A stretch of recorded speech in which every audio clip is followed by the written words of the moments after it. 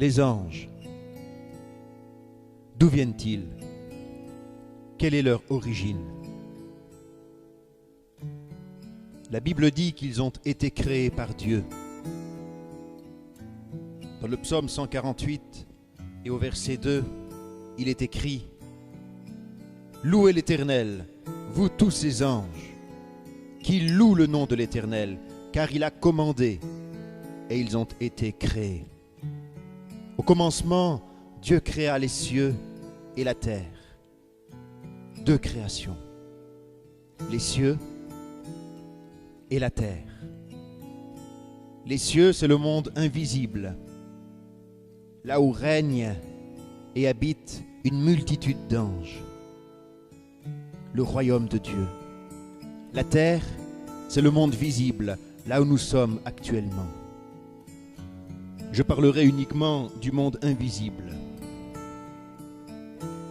Quelle est la nature des anges? Ce sont des esprits, c'est-à-dire qu'ils n'ont pas de corps physique, mais un corps spirituel. C'est pourquoi nous ne pouvons pas les voir, parce que nous vivons, nous, dans le monde visible et matériel. Pour les voir, il faut une intervention directe de Dieu, leur Créateur, pour que nous entrions dans les réalités invisibles. Nous n'avons pas le pouvoir d'entrer en contact direct avec eux. Nous n'avons pas le droit non plus de les invoquer, de les prier, de les adorer. Ce sont des créatures. C'est Dieu que nous devons prier. C'est Dieu que nous devons adorer. La Bible dit que Jean, l'apôtre Jean, a eu une vision du ciel. Et un ange lui montrait les merveilles du royaume de Dieu. Alors Jean tombait aux pieds de l'ange qui lui montrait toutes ces merveilles pour l'adorer. Mais l'ange lui dit, « Garde-toi de le faire, je suis ton compagnon de service. Adore Dieu. » Il y a des moments, des circonstances dans la vie où les anges ont la faculté de revêtir une forme humaine, les rendant alors visibles. Leur apparition est souvent accompagnée d'une lumière resplendissante. Ils ne peuvent le faire uniquement que si Dieu le leur permet. Les anges ne se marient pas, ils ne meurent pas. Ils sont des créatures libres, comme nous. Dieu nous a donné le libre arbitre, celui de choisir. Certains anges, à un moment donné, se sont révoltés contre Dieu, sous la direction du chérubin, Lucifer.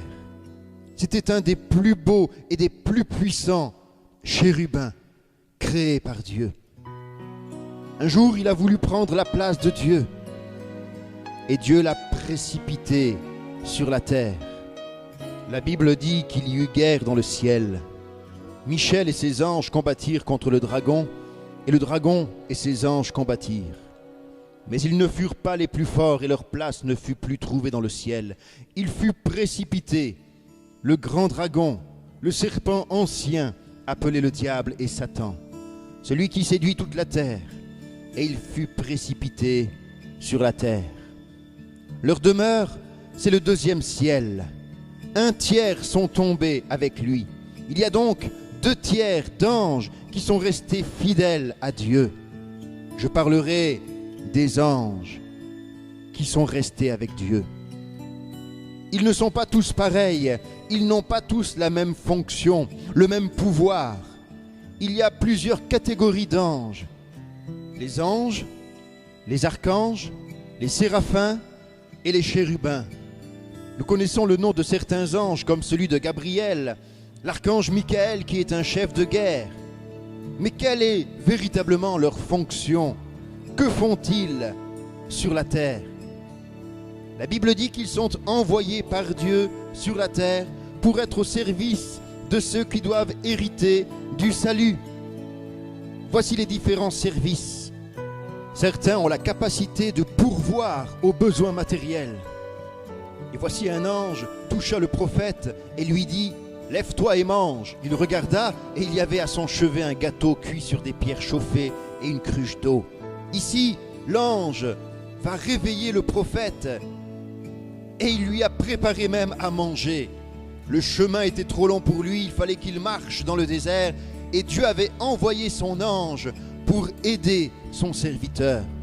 Certains anges veillent et protègent chacun de tout mal.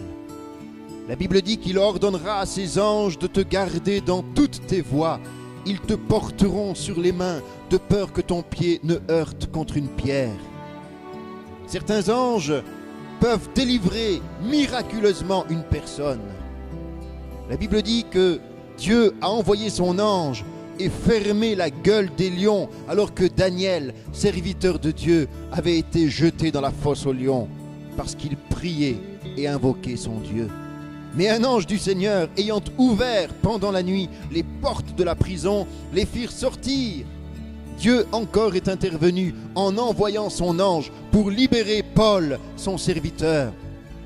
Oh, les anges sont en action constamment. Ils sont sous les ordres de Dieu. Ils interviennent. Nous ne les voyons pas tout le temps. Nous ne savons pas ce qu'il se passe exactement. Mais il y a une chose qui est sûre, c'est qu'ils agissent en collaboration avec Dieu, en obéissant à la voix de Dieu, leur Créateur.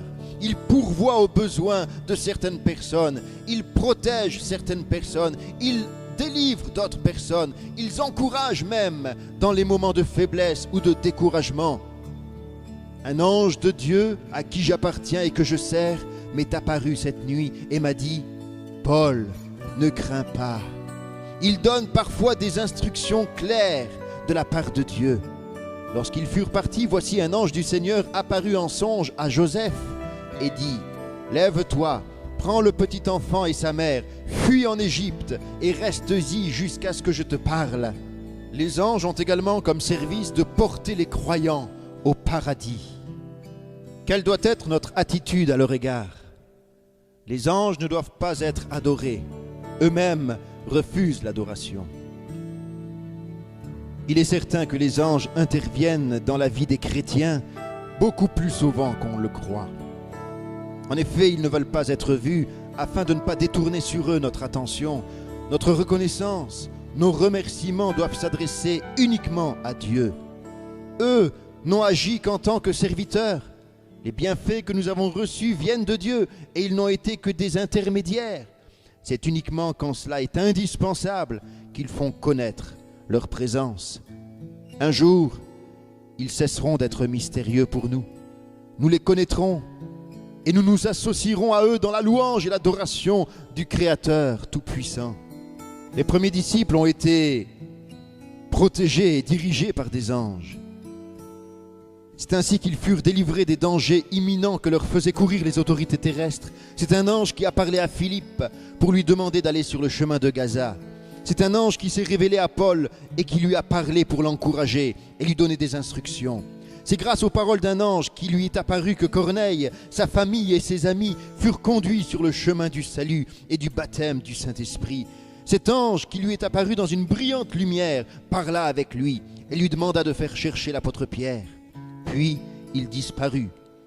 Lorsque Pierre fut emprisonné, ce fut un ange qui le délivra. Cet ange fit tomber les chaînes que Pierre avait au poignet. Il lui demanda de mettre son manteau et ses chaussures. Il ouvrit la porte de la prison, ainsi que la porte extérieure qui était fermée à clé, et il conduisit Pierre jusque dans la rue. Voyez-vous, encore aujourd'hui, nous n'avons pas conscience de l'intervention des anges. Dieu nous aime, il nous protège.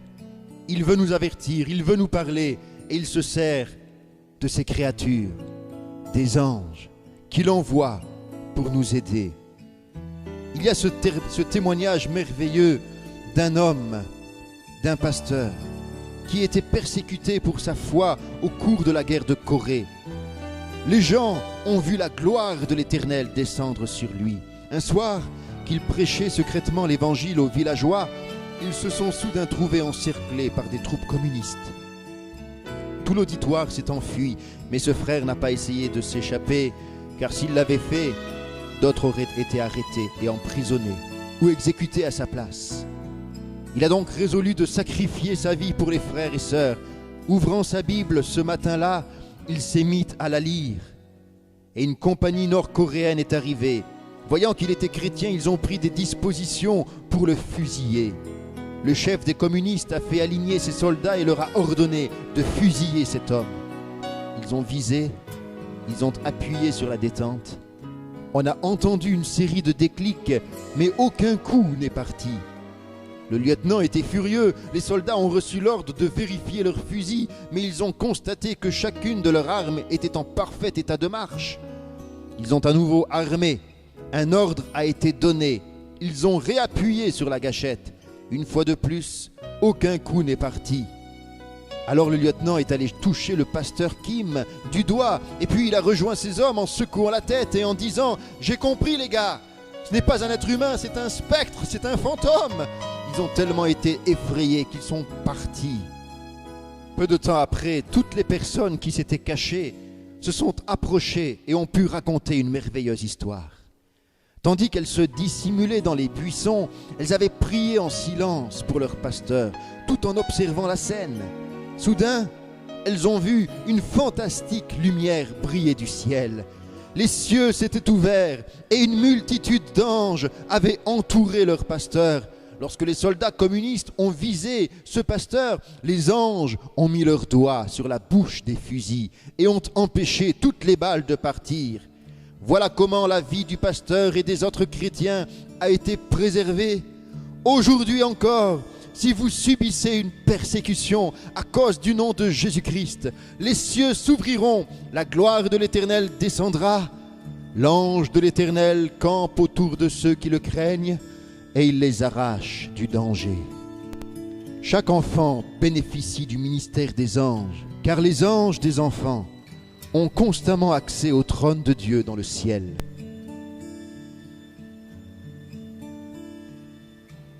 La Bible dit que dans le ciel, il y a une ville, la Jérusalem céleste, une véritable cité, bâtie sur de véritables fondations posées par Dieu lui-même.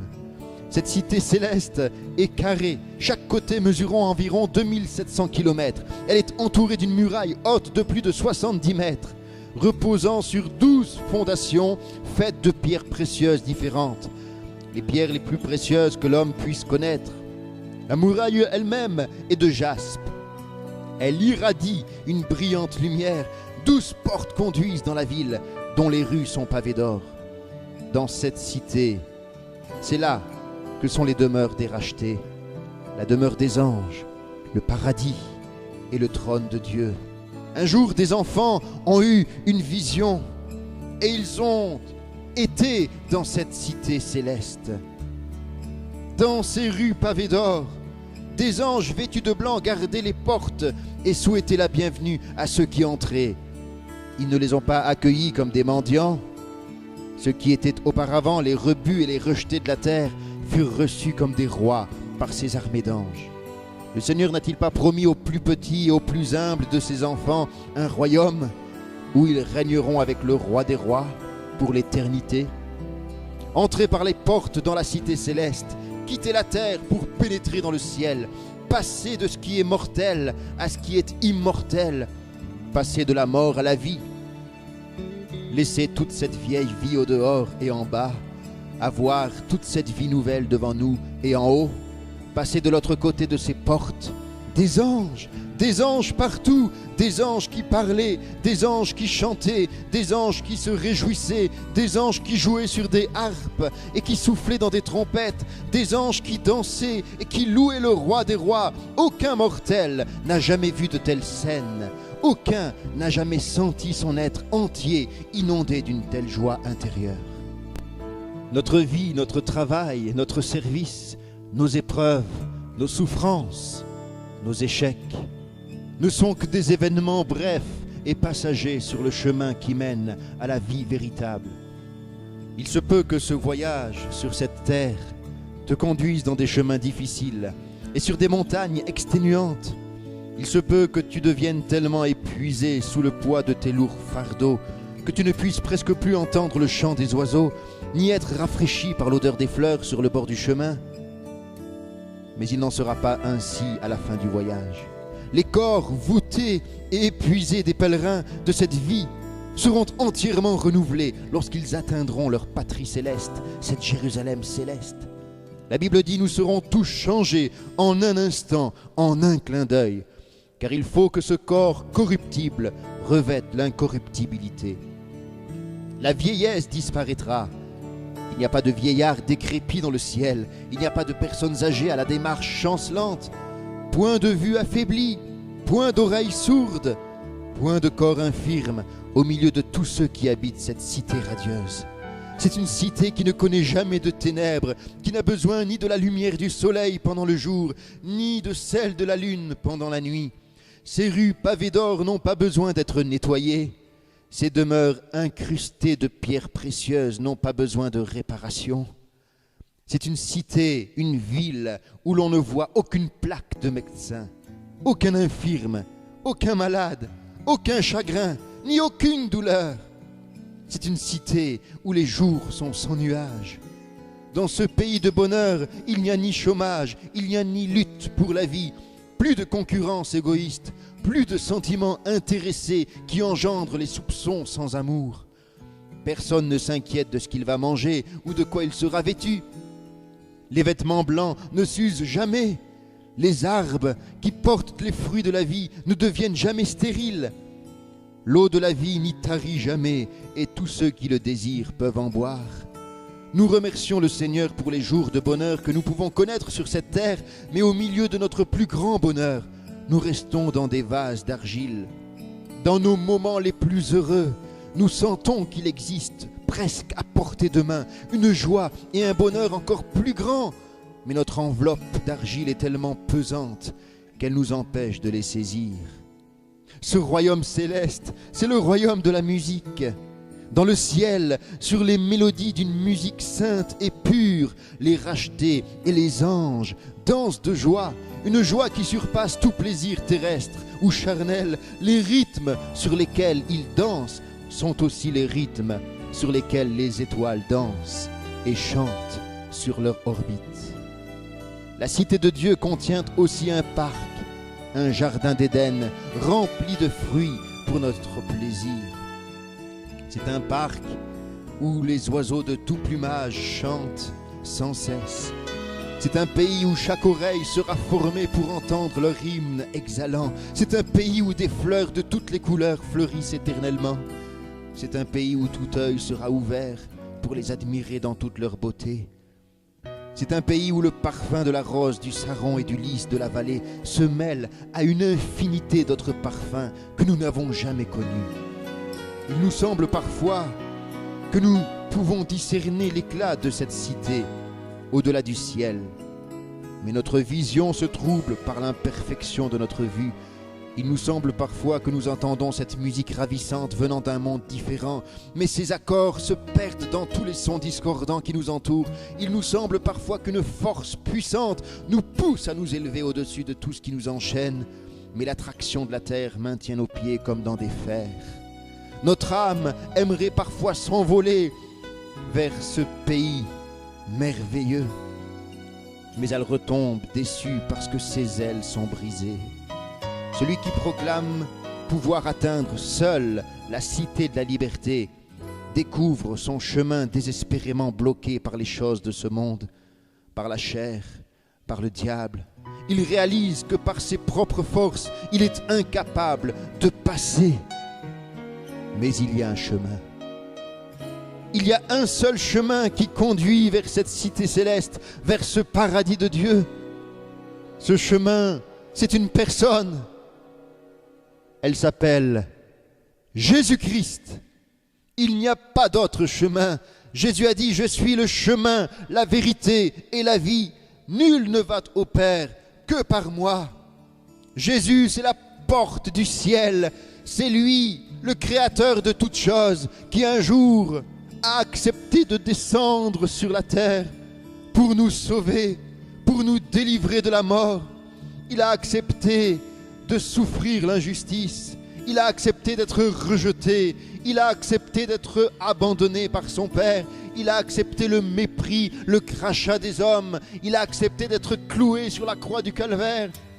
Il a accepté de porter mes péchés. Il a accepté de porter tes péchés pour que tu sois sauvé, pour t'ouvrir la porte du ciel, pour qu'un jour tu puisses entrer dans la Jérusalem céleste et voir également les anges adorer le Créateur, voir ces choses extraordinaires que nous ne pouvons pas voir sur cette terre. Jésus est le seul chemin.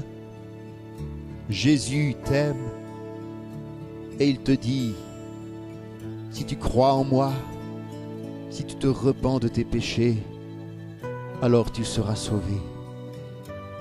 Le salut n'est pas compliqué. Le salut est à la portée de chacun. Il suffit de l'accepter, de le croire, de le recevoir.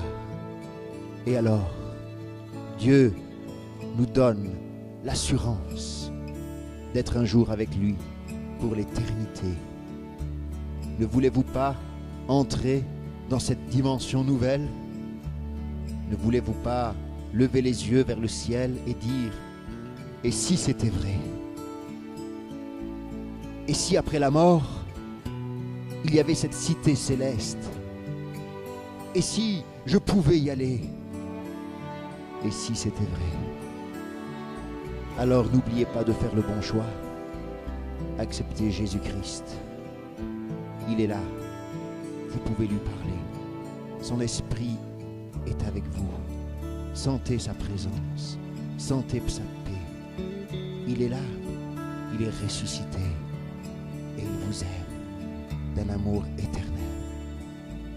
Si vous le désirez, vous pouvez répéter cette prière après moi. Simplement de tout votre cœur. Dites, Jésus, je ne te connais pas, mais je crois que tu es le Fils de Dieu. Je crois que tu es venu sur la terre pour mourir sur la croix du Calvaire, pour pardonner mes péchés, pour sauver mon âme.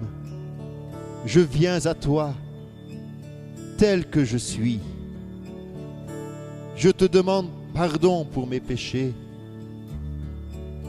Je te confie ma vie. Je t'invite à entrer dans mon cœur. Jésus, sauve-moi. Je veux aussi un jour aller dans cette cité merveilleuse, là où tu es. Je veux être avec toi pour toujours. Merci Seigneur de m'accepter. Merci de me pardonner. Merci de me sauver. Je t'appartiens à partir d'aujourd'hui. Tu es mon sauveur personnel. Amen. Ainsi s'achève l'introduction sur les anges. Nous parlerons la prochaine fois sur ce qui se passe réellement dans le monde invisible, entre les anges de Dieu et les anges de Satan. En attendant, que Dieu vous bénisse et à bientôt.